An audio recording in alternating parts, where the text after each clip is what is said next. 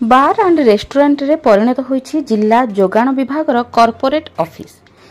केन्द्रापड़ा जिला जोगाण विभाग corporate office रे दुर्नीति लांच कारबार चरम सीमार पहुंची।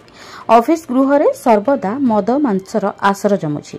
राति रे कार्यालय परिसर रे आखड़ा चलुछि। खोद जोगाण अधिकारी ऑफिस भितर दिन 9टा बेले खट बिछना पड़ी। अति अशोभनीय भावे जीन्स पैंट खोल जाई पड़ी। तेबे एही पैंट कहार और काहींकी खोल जाई पड़ी कैंटीन अनुमति नथिबा बेले दैनिक रोषेई चली चा और कॉफी आदि तैयारी होई अतिथि सेवा हेउछि। एकाधिक सरकारी कर्मचारी सरकारक काम छाड़ी परिबा डाली माछ मांस किणारे व्यस्त रहुछंती।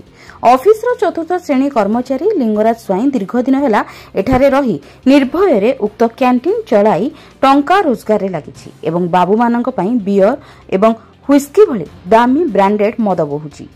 पीडीएस चाउल ठिकादार और मिलर मालिक मानकु हाथ करी बेस मालामाल हेउछंती ऑफिस रो कर्मचारी। जिला जोगाण अधिकारी श्रीनिवास साहू एथिरे प्रत्यक्ष भावे संपृक्त रहिछि। ए संक्रांत रे सांबादिक प्रश्न पचारिबारु सांबादिकंकु जोगाण अधिकारी दुर्व्यवहार करुछंती। अन्यपटे राशन हिताधिकारी माने संगीन अभियोग उठाइछंती। पूर्व सरकार समय जे प्रकार भल आ स्वादिष्ट चाउल मिलुतला वर्तमान सरकार समय ताहा अत्यंत निम्न मानर दिया जाउछि। चाउल रे पोक धान और कला मला चाउल भली अपमिश्रण चाउल जोगाई दिया जाउछि, जाहाकु खाई लोके हिनस्ता हेबा सहित रोग बेमार रे पडुछंती। केन्द्रापड़ा जिला प्रतिनिधि जसवंत जेना रिपोर्ट, जन अधिकार लाइव।